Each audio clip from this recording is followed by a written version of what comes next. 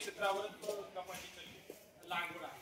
मध्ये आपण एक दादा लाड तंत्रज्ञानाचं इथं तुमच्यापैकी बरेच जण आले होते की कापसाची उत्पादकता कशी वाढवली पाहिजे. मूळ आपलं पीक कापूस होतं तसं पाहिलं तर, परंतु कालांतरानं सोयाबीन आलं. कारण सोयाबीन आलं हे कशामुळे आलं याचा जर बारकाईने सगळ्यांना अभ्यास केला तुम्हाला सगळ्यांना माहित असेल की सोयाबीन हे इझी आहे, म्हणजे त्याच्यामध्ये जास्त कष्ट घेण्याची गरज नाही, बरोबर आहे. म्हणजे जसं कापसामध्ये अनेक गोष्टी करावं लागतात, त्याच्या लागवडीपासून ते वेचणीपर्यंत टप्प्याटप्प्यामध्ये मजुरांवरचा खर्च मोठ्या प्रमाणात आहे, फवारण्यांवरचा खर्च मोठ्या प्रमाणामध्ये आहे, कारण त्याच्यात किडीची रोगाची संख्या त्याच्यामध्ये जास्त आहे आणि यांत्रिकीकरण झालेलं आहे. जसं सोयाबीन मध्ये 100% आज मजुराचा प्रश्न गंभीर आहे, त्यामुळे आपला शेतकरी सोयाबीनकडे वळला.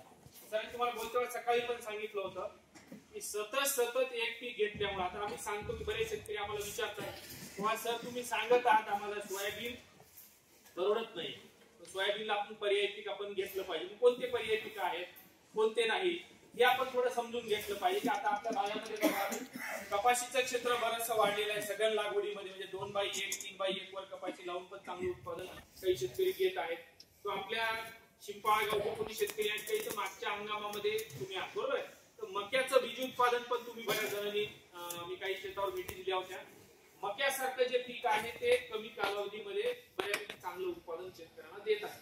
आता आर्थिक नफा जर तपासला आपण सोयाबीनचा आणि मक्याचा तर 2 पैसे माझ्या मते तुम्हाला मक्यामधून अधिकचे शेतकऱ्यांना मिळालेले आहेत. मक्यामध्ये पण अमेरिकन लष्करी अळीचा प्रादुर्भाव झाला होता, त्यामुळे बरंच नुकसान त्या ठिकाणी शेतकऱ्यांचं झालेलं होतं.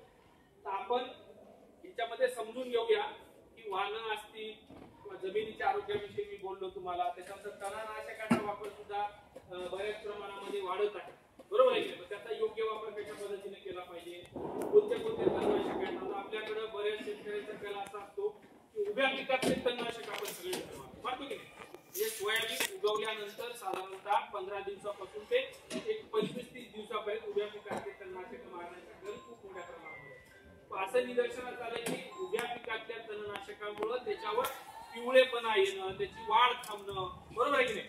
आता पावसाचा खंड होता मध्ये, यावर्षी तुम्हाला बऱ्याच शेतकऱ्यांच्या तक्रारी ज्यांनी उभ्या पिकातले सोयाबीनवर तणनाशक मारले त्यांचं सोयाबीनची वाढ थांबली किंवा त्यांचं सोयाबीन मार खाल्लं थोडक्यामध्ये. तर बऱ्याच जणांचं असं म्हणणं आहे, शेतकऱ्यांकडूनच आम्हाला एक फीडबॅक आहे की सर तणनाशकाचा वापर जर उभ्या पिकात म्हणजे उगवण पश्चात ज्याला म्हणतो उभ्या पिकाचे आपण उगवणपूर्व तणनाशक जर मारले तर त्याच्यामध्ये सोयाबीनचं उत्पादन आम्हाला अधिकच मिळालेलं आहे. कारण अशा सारख्या काही तणनाशकामुळे आपल्या पिकावर वाईट परिणाम झालेला आहे.